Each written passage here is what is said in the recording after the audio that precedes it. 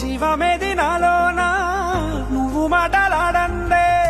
మళ్ళీ అళకొస్తానే కాళ్ళ ఏళ్ళ పడతానే లెంపలేసుకుంటానే ఇంక నిన్ను ఇడిపోనే ఉప్పు నీటి ముప్పుని కూడా గొప్పగదానే కట్టున్నే నీ కంటి నీటికి మాత్రం కొట్టుకుపోతానే నీకోసం